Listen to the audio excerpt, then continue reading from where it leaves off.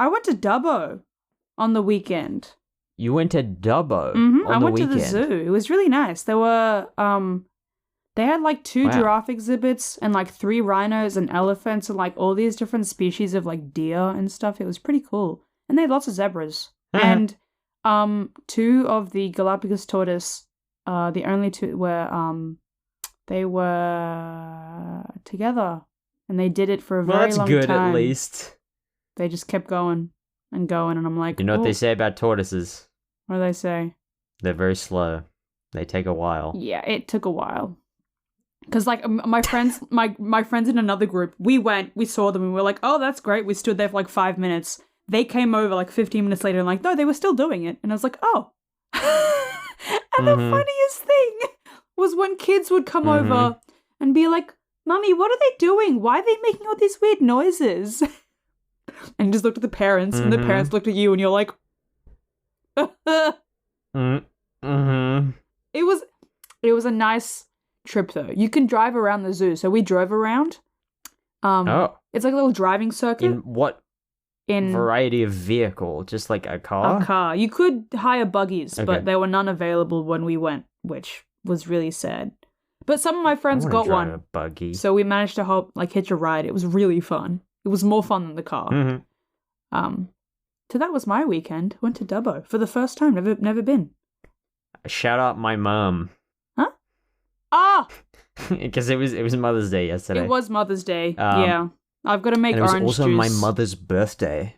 Oh. On the same day. Damn. Yeah. You got extra work to put in. Kind of unfair. Kind of unfair for her. Kind of, yeah. Because otherwise she would get 2 breakfasts in bed. Breakfast? She only gets 1. Breakfasts. Breakfasts in bed. Breakfast in beds? Breakfasts in beds. Breakfast. Take to the intro. This is stupid. The purpose of this podcast is just a rant about the stuff that we like. So, if that doesn't sound like your cup of tea, this show probably isn't for you. This podcast is recorded on Gadigal and Bidjigal land, and also contains a fair amount of explicit language. We are Australian after all. If I let you in on this, you've got to promise to keep it on the down low. The less people know about this, the better.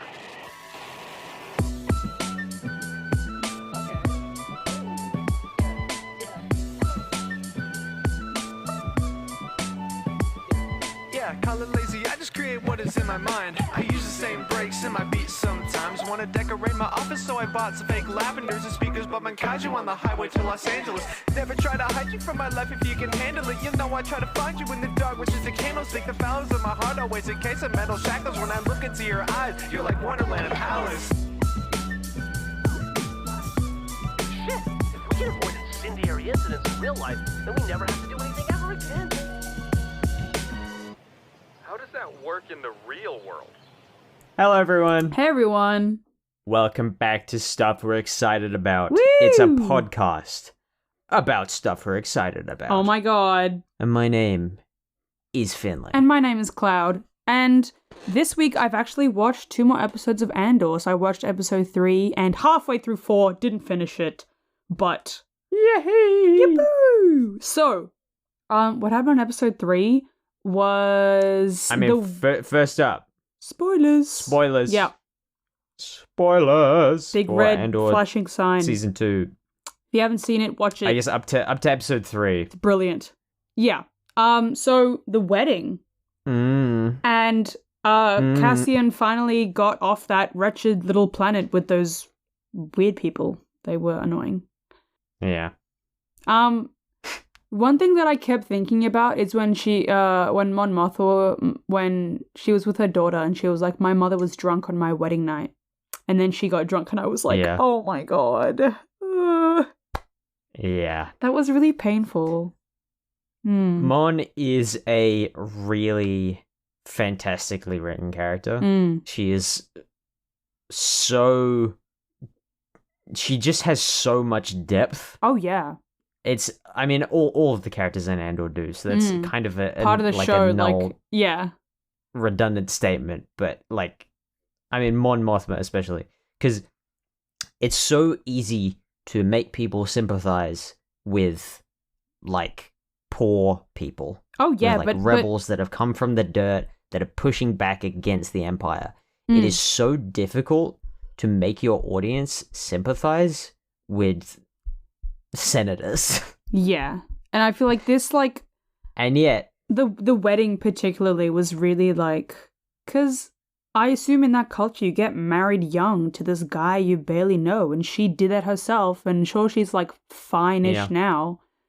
I feel like if she could have gone back, she wouldn't have done it. And so seeing her daughter have to go through that again, not knowing the consequences, wanting to be like, don't do it. I mean, she says, like, if you want to call it off, we can tell everyone to come back another day, and she didn't. And it was like, I feel like that's it's kind of a not a lesson, but like entrenched cultural piece of cultural trauma. Yeah, that like on Chandrilla.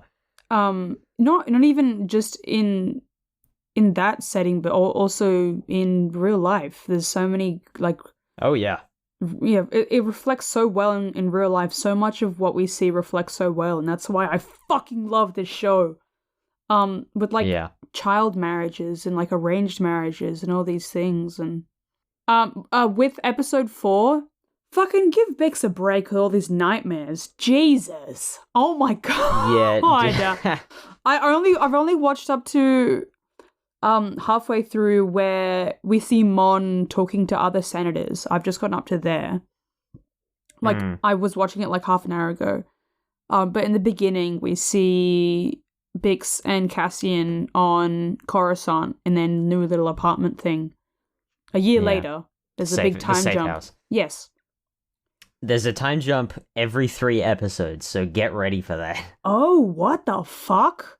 Okay. Yeah. I didn't know that. Wow. All right. That changes a lot. But like they don't give her a break, do they? No, not really. I love the safe house. It's so nice, yeah.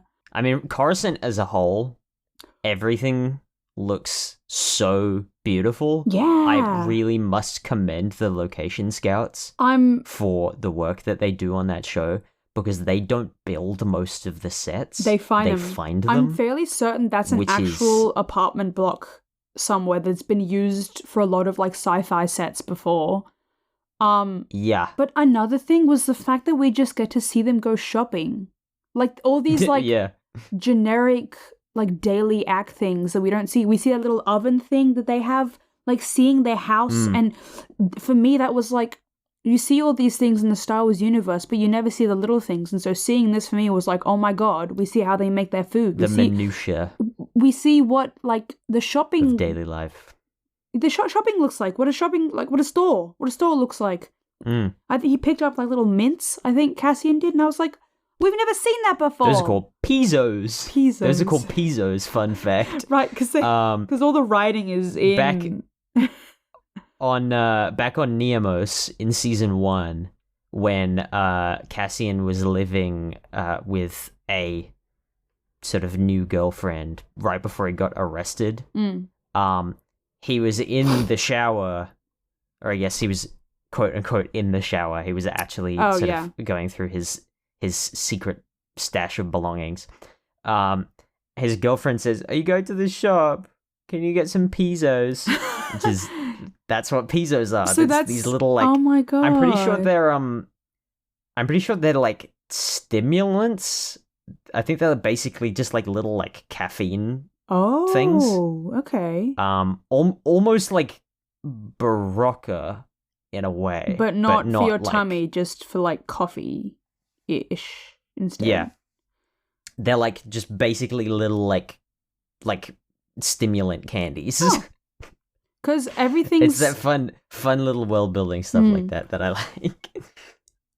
I always forget to teach myself Aurebesh because I know that all the writing there actually like says stuff. Yeah. And so I always forget. I'm like, I need to pause and like search up what it says or like translate it.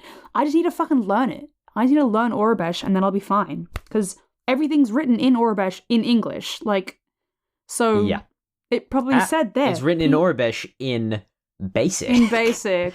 Yeah. Also the fact that the Gorman language, isn't it just... Yes, that is something I wanted to touch on. Gore is a full learnable conlang. that they created for the show. They created it for the show. Yeah. Wow. It's based on French. I was about to and say I think that. a bit of Dutch. Okay. But okay. it is like the guy who plays I don't know if you would have met him yet. The sort of the leader of the Gorman Front. Rylands, that's his name. I'm not sure if I have. He did a well, you'll meet him. I think he comes up in like episode 5 or something. Right. He said in an interview that the Gore cast members, the that ensemble that play all of the members of the Gorman Front, they would talk to each other in Gore I love that. when they weren't shooting, which is just so cool. Because it's Conlangs are awesome. I heard it and I was like, that's just French. But then I listened to it more. I'm like, that is not French. Like, it's not French. It's not, because like the tone and some of the some of the vowels and some of the consonants, sound similar. And to the a lot of the untrained phonemes ear, are basically identical to French, but a lot of it was like, I'm like, this is original not words. Yeah, that's insane. I would love to look more into that. I didn't know that at all. That's really cool. I really hope they publish Yes. like a vocabulary guide for Gore. That would be awesome. Are there, because we know we have Star Wars Klingon, we've got Na'vi from Avatar, we've got what's it from Game of Thrones? So did you just say that Klingon is from Star Wars? Star Trek. Fuck. Don't kill me. Don't kill me, please. You know Your what I mean. Your mother is going to execute you. No. She doesn't listen to this, so we're fine. That was a mistake. I know it's late. I've had a busy day. Klingon from Star Trek. Yep. Na'vi from Avatar. What do we have from Game of Thrones? What's it called? You know what I mean. I don't You guys know what I remember. mean. Isn't that like, it's like Dothraki or It's something? Dothraki, yeah, Dothraki. Dothraki from Game of Thrones. And now we have Gore from Star Wars. Like, I love these languages.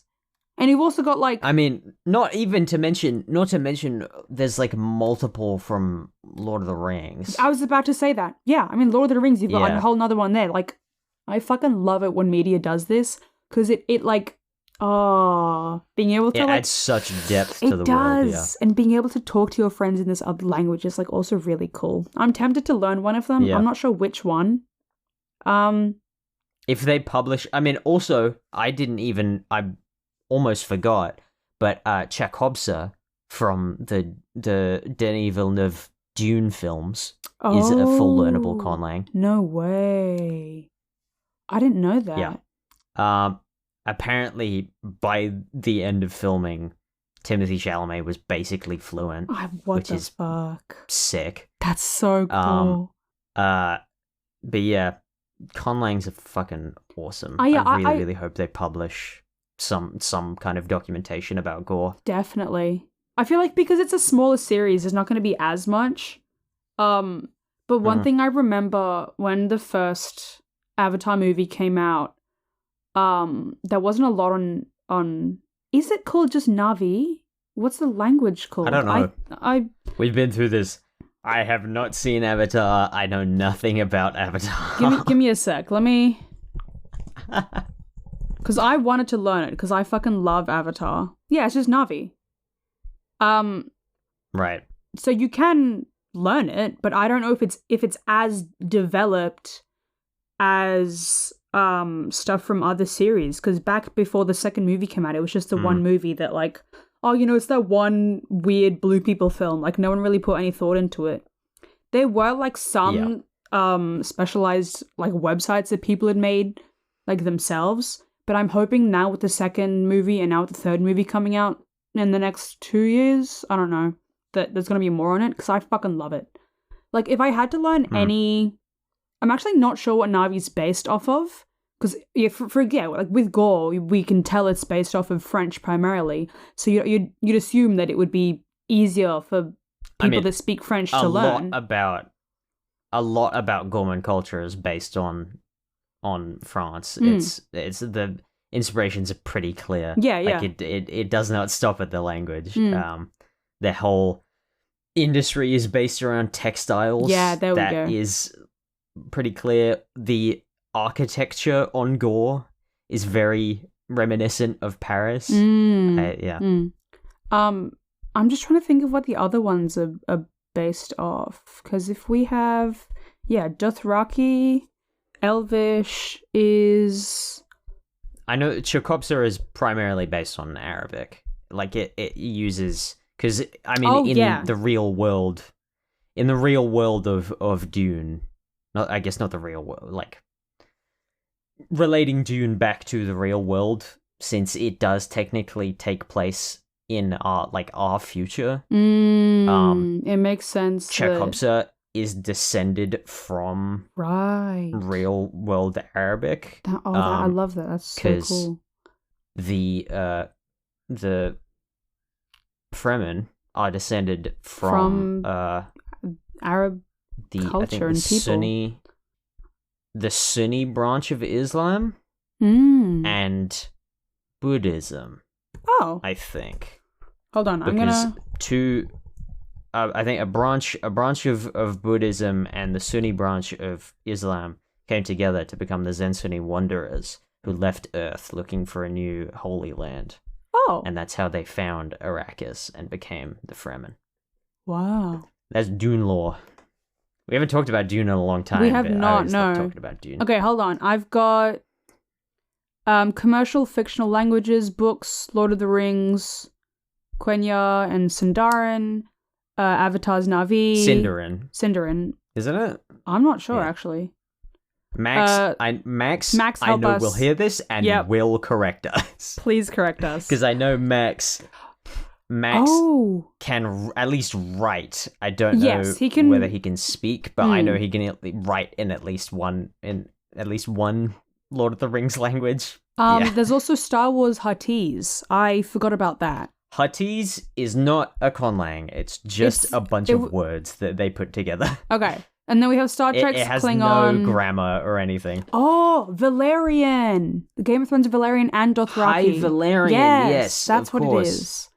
They had High Valerian on Duolingo before it became shit. They did, yeah. We're not gonna go We need to talk about that. No, we don't. I don't wanna. We do. Oh, I my just God. want to touch on it at least, Are you still... I was an avid user of You're Duolingo not... for a long time. Yeah, I knew that. I quit a few months ago. Wow. Because I saw the way that it was going, and they announced last week that they were going quote unquote AI first, which is never a good look. Yeah, they've completely destroyed their company, basically. Yeah. And then we also have Gallifreyan,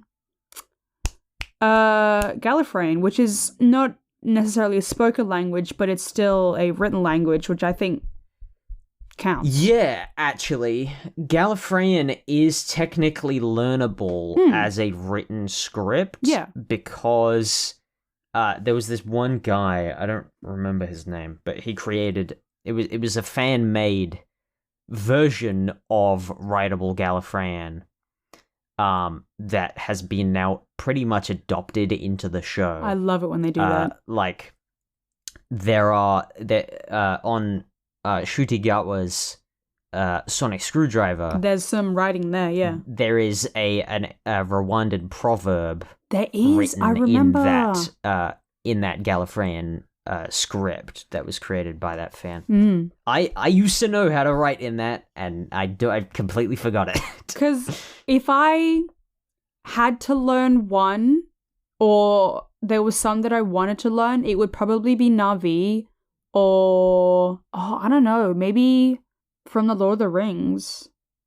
I feel like because it also depends on if you actually want to speak it with people, what there's going to be more speakers of.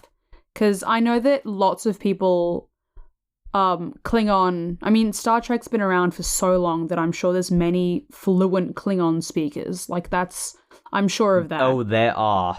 Some guy tried to raise his son speaking Klingon, and it didn't really work. I remember that, yeah. And then also with High Valerian and Dothraki, I'm pretty sure there's also some people that are pretty familiar with that. I can almost definitely say. Maybe not after the Game of Thrones finale, maybe not, but there's but still gonna be. I can almost guarantee that there are people. Yeah. There's not anything on Dune here. This is the Wikipedia page, fictional languages, which I'm sure isn't the most in depth, but Yeah, apparently Chekhovsa is fairly new. Pingu, Pingies. Well, at least the version What the fuck? that was in the Denis Villeneuve films is fairly new because they created it bespoke for that film. Obviously, it uses phrases like bits and pieces from the version of Chekhovsa that was in the books, but it is an original language. Right. So there won't be much on that yet. There is a page on the Dune wiki for the film version of Chekhovsa that has a lot of phrases. We don't really know how the grammar works. We don't have that much vocabulary, but there are phrases that you can learn. Anyway, I might have to pull the plug here and change the subject because we are 20 minutes in and I have other stuff that I want to talk about. Quick. No, but okay, what would you learn if you had to learn one of them? Ooh, that is really I'm gonna tricky. say Na'vi just because I like it. Do I have all of the learning materials? Yeah, like if you had a whole course and they were, if they were all real and they were completely developed languages and you could choose one to learn, what do you think would be easy? I don't know. I might learn Gore. Okay. Just because it's like cool. But I don't know. Maybe Chekhovsa. Oh yeah, I think. I mean, Gore is closer to the way that my mouth culturally makes noises. Yeah, I feel like a that's big something thing that you have to to consider. Yeah, definitely. Chekhovsa would be much more difficult because since it uses a lot of phonemes from Arabic, that's going to which learning curve is. I have never spoken in my life. Yeah. But then again, actually, phonemes between Arabic and French are not that different. So it's only like a hop, skip, and a jump. There you go. Anyway, I do have other stuff that I would like to talk about. Yes. I would like to talk about Series 19 of Taskmaster UK. Oh. Because it has pretty much just started. Where like a few episodes have been released. I mostly just want to talk about the cast because I don't want to spoil anything in terms of like tasks or how it goes. But I want to talk about the cast because it's pretty amazing this time around. Okay. Who do we have? Yes. Fatiha El Ghori, which I will be on the record by saying I don't know who that is. I've never heard of her before. She's quite good. We have Rosie Ramsey. We have Stevie Martin. We have Matthew Bainton from Horrible Histories. Oh. And we have Jason Mantzoukas. Hold on. Okay. Well, I know you're not very good with names, so go look at the faces, I'm look at the portraits. Oh my Jason Mantzoukas, God. You will recognize him, yeah. This is gonna be, with those two, is gonna be fucking brilliant. Oh my God. Oh my God. Yeah, Jason Mantzoukas has been in quite a lot of stuff. Oh, I love that man. But he is really, really great. I mostly know him from Brooklyn Nine-Nine. Yeah, I think that's why most people know him, because he Adrian Pimento. He was also on The Good Place. And he was very funny on The Good Place. He was in Invincible. And oh yes, of course, he played that guy on. I forget that guy his name. Rex. Because I haven't watched Invincible. Rexplode. No. Rexplode, of course. Ooh, and they killed it. What about Rexplode? Rexploded. Finley. No, but I loved him as Rex, honestly. No, he's great. And then he was on Big Mouth. But I don't really... Fun fact. What? Yes. He was also in Fortnite Save the World. What? He was in Percy He plays... Oh, yeah. He was in the Lego Batman movie? I think he played Dionysus in Percy Jackson. Didn't he? In the series. I haven't watched the new series. Yeah. Yeah, so I don't know. Anyway, yeah, he was on Fortnite Save the World.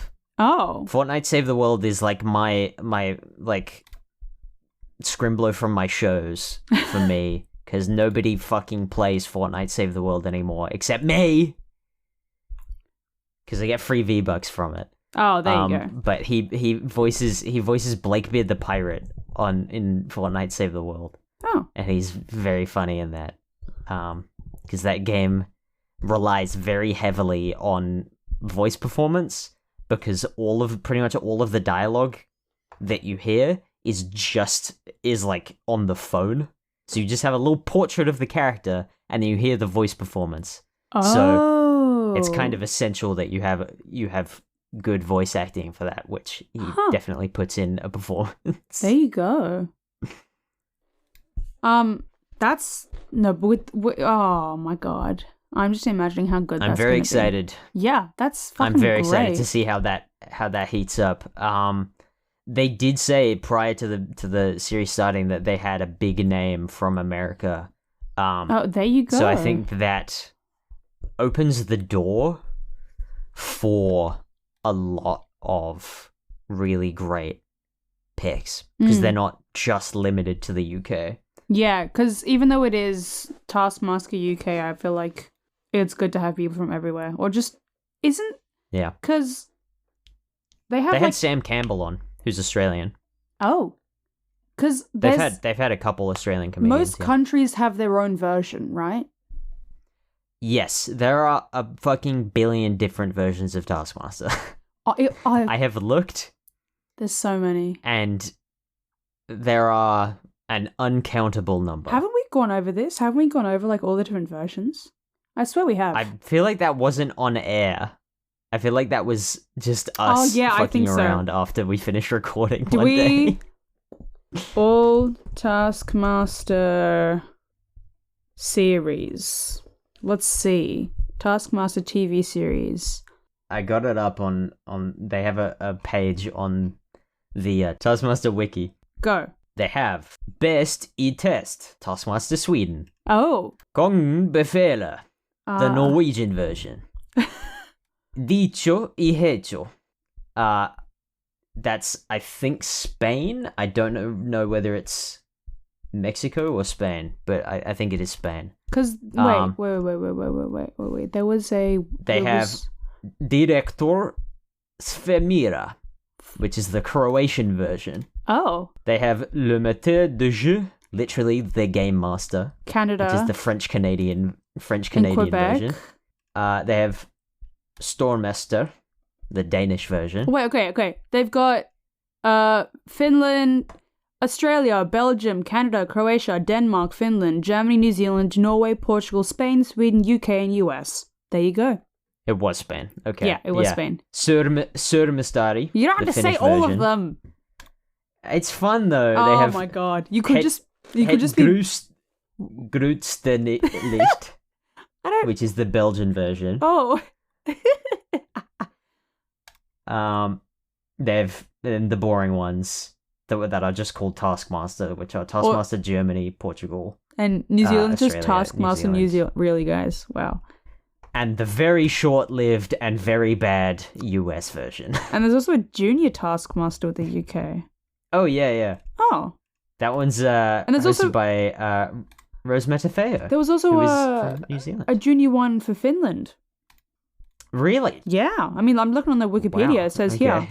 I'm not going to try and pronounce the Finnish version of the word because I'm going to butcher that. But yeah. I did watch the Australian version. Wasn't quite as good as the UK version, but it was still very entertaining. I feel like New Zealand would be good. The New Zealand one is hailed as one of the best, just behind the UK version. Oh, I gotta watch that one then. But the assistant on Taskmaster Australia, his name is Tom Cashman.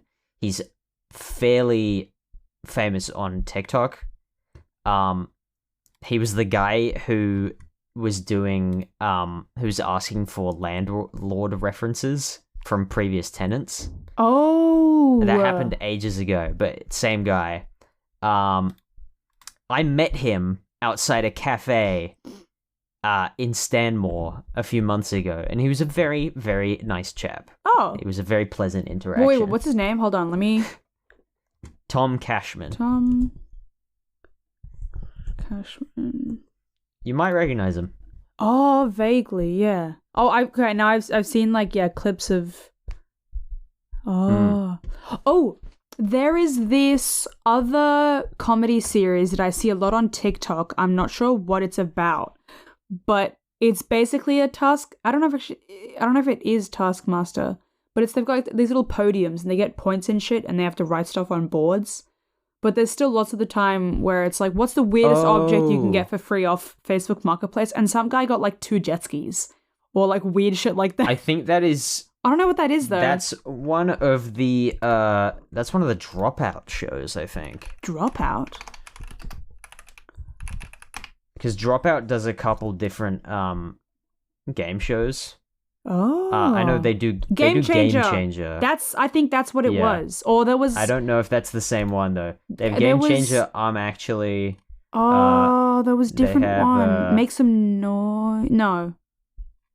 Anyway, Yeah. Dropout has a ton of shows. They're the guys who did like Dimension 20 and stuff. Right. Those also look like But they have... so much fun. I fucking want to do one of these shows one day because I know I'd win. Like There are some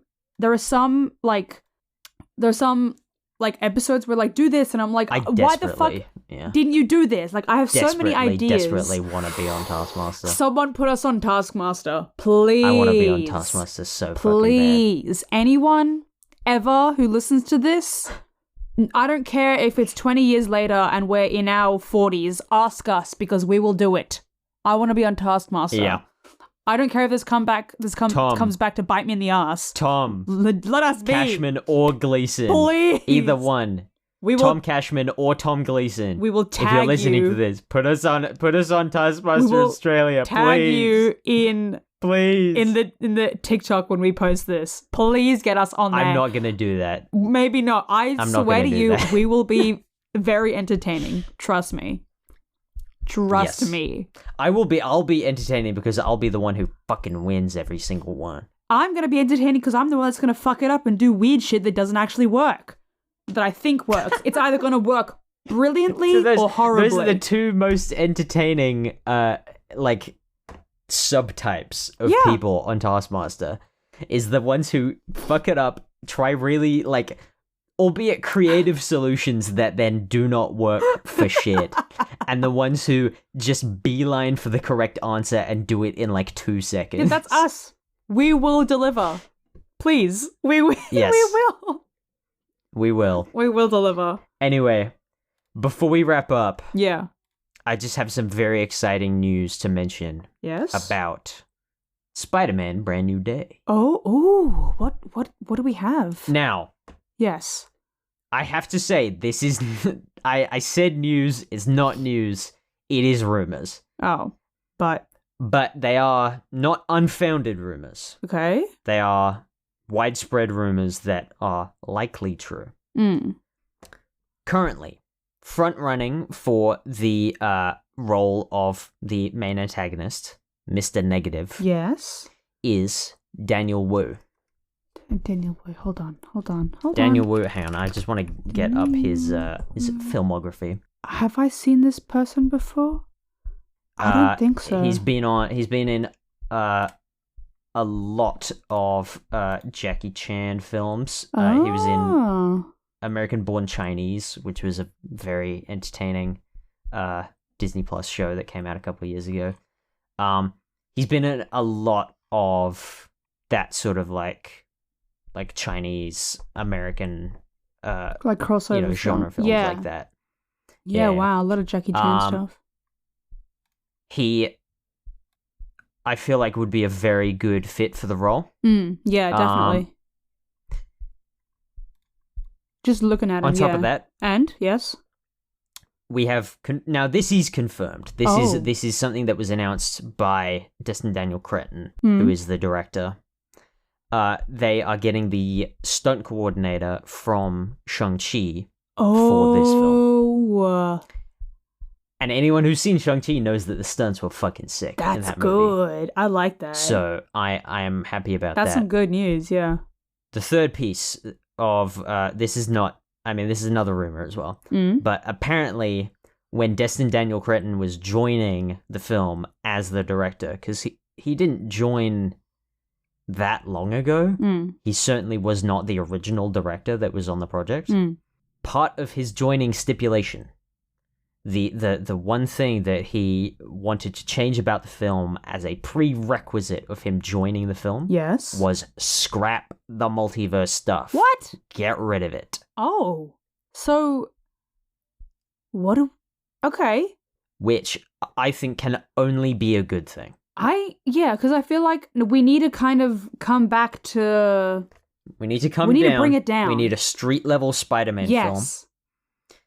We need something that shows Peter in his element, not dealing with crazy multiverse stuff. Yeah, especially after Classic. what's... Back to basic Spider-Man. I like this. Supposedly, they are taking all of the multiverse stuff, which would have involved the other two Spider-Man as well. Taking all of the multiverse stuff and putting it in Secret Wars. Oh. Which I feel like will be a much better place for it. That I'm very happy about. I'm not too unhappy with that. Because were Toby and Andrew both in the cast? In the original drafts of Brand New Day, Yeah. they were. Oh, fuck. And I don't know how well that would have gone. I mean, I would have loved to see him, but, like, I don't know how well that would... Like, you know, I'm not going to complain. I would love to see them more Yes. in a movie where they'll fit, Yeah, that's to what I be mean. honest. No, don't just cram him in there because you can. But I think that's pretty good. That's pretty good news. To sandwich these rumors up, Yes. I have another piece of confirmed information. Okay. This is an official Quickly. announcement, and I think this is possibly Quickly, Finley, come on. the biggest piece of information so far. What? I have to find it, actually. Finley! They announced a casting for an unspecified character, Okay. played by Lisa Colon Zayas, who is a Puerto Rican actress Ooh. Okay. in her early 50s. In her early 50s. This... Now, who could a Puerto Rican actress in her early 50s be playing in a Spider-Man film? I wonder. Let me think. It's gotta be Rio Morales. Hopefully. There is no one else that it could be other than Rio Morales. Because... So, that basically confirms Miles Morales for this movie. Who are they gonna cast? We don't know. That's the thing. We don't know who's going to be playing Miles. And I would imagine they're probably not going to announce who's going to be playing Miles until they release a trailer for the movie and he's in it. That's great. Which will be a long time away. Yeah. Well, Anyway, I think that's all we have. with what We're they've a been bit- setting up, we are a bit over time, Yeah. but that's all right.